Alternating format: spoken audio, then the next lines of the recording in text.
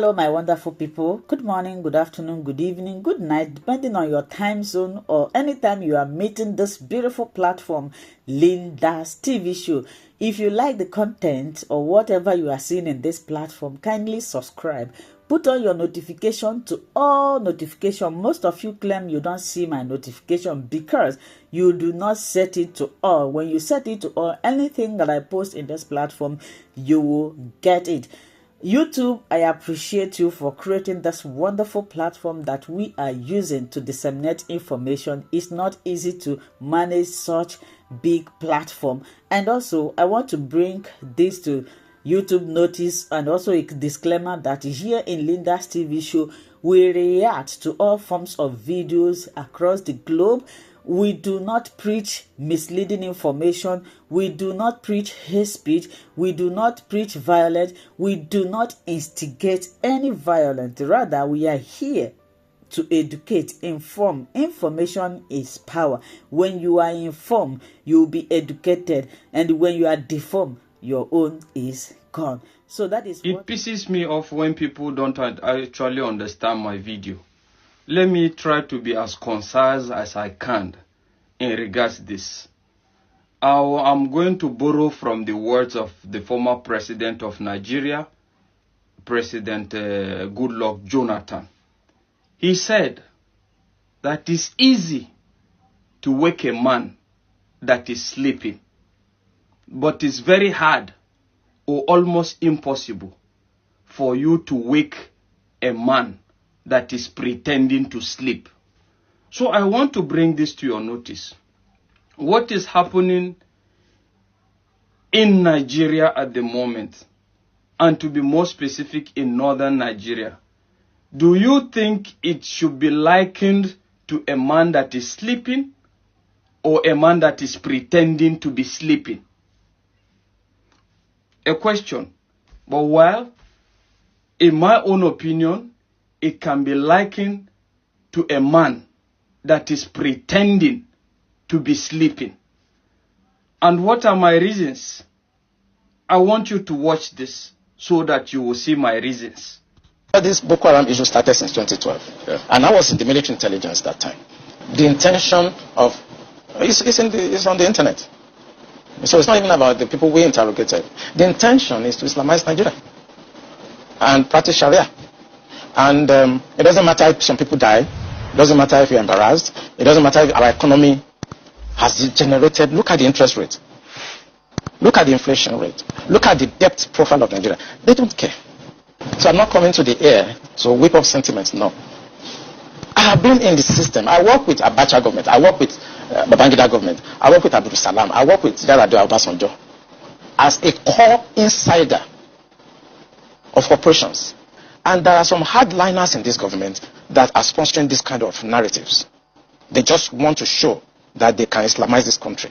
They think about Taliban, they think about the Mujahideens, and they want to replicate it in this country. And they don't care what happened. They simply don't care. As long as at the end of the day, there's Sharia, and there is whatever thing they have in their head, and they want to achieve. You remember? So practically speaking, do you think that concept have changed as far as the North is concerned at the moment? What the media have succeeded in doing is giving them a different name, a redefined name. Bandits, cattle rustlers, kidnappers. That is what the media have succeeded in doing. And what do you need to ensure this? You must make sure they are uneducated. And even if they are educated, they must be fanatically inclined. When they are fanatically educated, it doesn't matter what you have read. Fanatism will override that. And that is the reality. That is just the fact. And if you think that the government is not aware, the government is fully aware. But the fact is, you can't rule out some elements of selfishness in the midst of all this and a lot of it. But the fact is, the government is aware, but to some certain extent, they will not come out and tell you things the way it is. But the fact is, they are expecting you to use your tongue to count your teeth.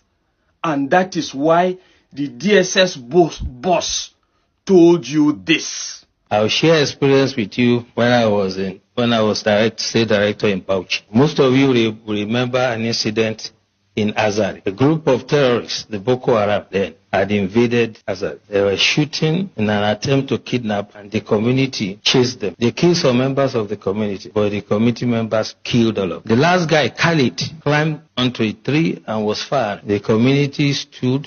They were resilient and they killed Khalid. Since that day, there has not been one terrorist attack in Azan. As a matter of fact, the former head of state, General Ibrahim Badamasi Babangida, said, and I quote, "If we want to stop or curb this terrorism, we should emulate the Azari example." Tafawa Balewa also happened to be a local government in Bauchi that was always in flames. And the people of Bogoro and some part of Tafawa Balewa, where the Sayawas are, rose up on one occasion. They knew their terrain better, climbed onto trees and mountains when the invaders came. They did not only repel them, they seized their weapons. And since then, you can attest to it that you hardly hear about Tafawa Balewa again. What I'm trying to say, the practical approach to mobilizing people is that you have to get everyone involved. You do not expect the Nigerian army, police, DSS to protect every Nigerian or every community. It is not going to work. In the US, if you visit someone in the house, you will be shocked that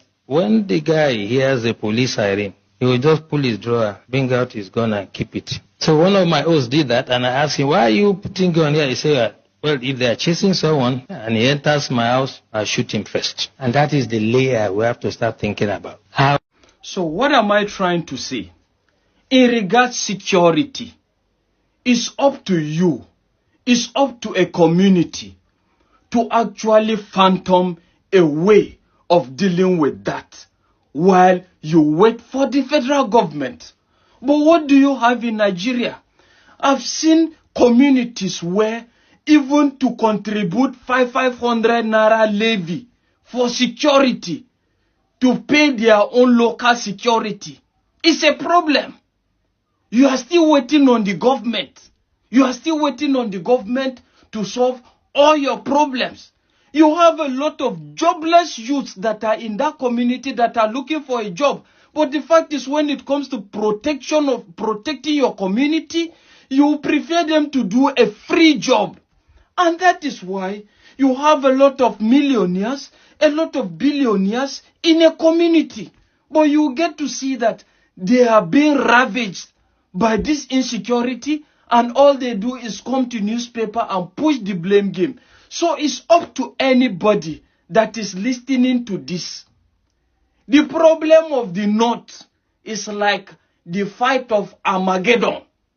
So don't wait for the fight of Armageddon to happen. Why do I say the fight of Armageddon? Because last, when everything's set, you will get to see this fight I'm talking about that is going to come from the North.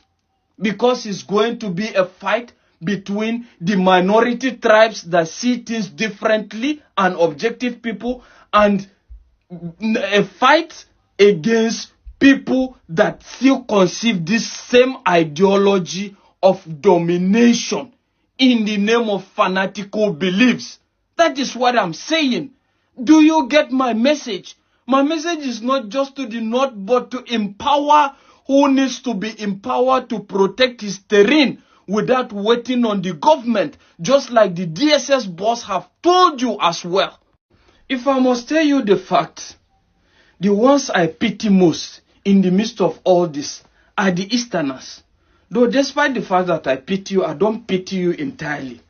Because I believe the power lies within you.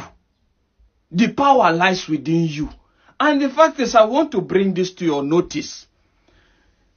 In as much as there's marginalization, you complain of marginalization, but marginalization cannot be proven on paper, because there's nothing that can be proven on paper. Because the way you are complaining about marginalization is the same way even the minority in the northerners are actually marginalized, but they cannot speak. But why I say I can't pity you is the fact that you have the power. You are productive. You have the means. You are very productive. You have a lot of millionaires and billionaires within you. What is your investment in terms of security? A lot of atrocities happen and your billionaires and your millionaires cannot even come out and speak. They cannot come out and speak. And what is their investment in terms of security? So little. Are you waiting on the federal government to do that for you? You are joking. You have all the power. First of all, industrialize, number one. Secondly, invest heavily in security. Invest heavily in security. I don't actually understand why you think that the presidency is what will bring about total change for you people. You have no excuse. Thank you so much, my wonderful viewers, for watching this video together with me from the beginning to the end. Like I said before, if you like what you see here, if you like what I do in this platform, as you have finished watching this video, please hit that red button that says subscribe and put on your notification bell to all notification. In that way, you'll be able to know when I upload a new video. Share my videos, leave your comments in the comment section constructively. Until I meet your way again in my next video, I still remain your Linda's TV show. Bye-bye.